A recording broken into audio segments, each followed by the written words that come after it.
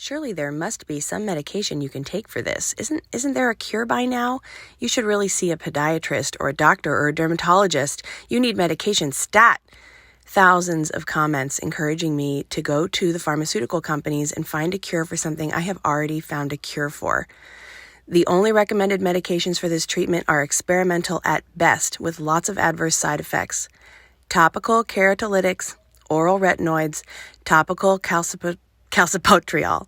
But let's look at these possible side effects: redness, burning, peeling, irritation, nausea, vomiting, diarrhea. On the regular, these are common side effects. Oral retinoids causes fever, headache, tiredness, and weakness in most people who take it. It's important you continue taking the medication even if it's uncomfortable, but these are the other common side effects. No, thank you. Topical calcipotriol, which is actually for fungus, skin redness and swelling, worsening of the condition, plus another long list of uncomfortable side effects that I don't want to deal with. Well, perhaps you think I'm being overly dramatic, so let's look at some case studies, which is pretty much all there is for PPKs. Treatment. Most common therapeutic options only result in short-term improvement and are frequently compounded by unacceptable adverse effects. This is another great study. A case study done in Nigeria in 2013. The most common therapeutic options for PPK only result in short-term improvement and are frequently compounded by unacceptable adverse events. And then they talk about a couple other options in case you'd like to try them. This is 1999, Journal of Dermatology in Hong Kong. They studied one patient over a long period of time. The patient was advised on manual paring, that's shaving it off like I do, treated with salicylic acid and urea cream topically. Response was unsatisfactory and treatment with systemic retinoid was being considered. But then later they followed up with the retinoid to see how it worked. Topical retinoid not useful as reported. Acitresin is helpful, however, patients may find it intolerable since loss of thick keratin can give rise to tender, insufficiently keratinized base with hyperesthesia. Condition recurs when you stop taking the medication.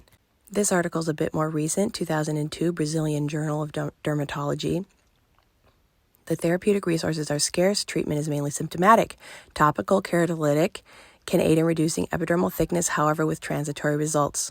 The use of topical calcipotriol has been described as a therapeutic alternative, although again with transitory results. Systemic retinoids demonstrated reduction in the keratoderma within several weeks. However, due to pain and greater tactile sensitivity, as well as an increase in cutaneous fragility, this therapy is usually discontinued by the patients. This is an excellent article, my favorite, from India in 2019, a totally comprehensive look at PPK.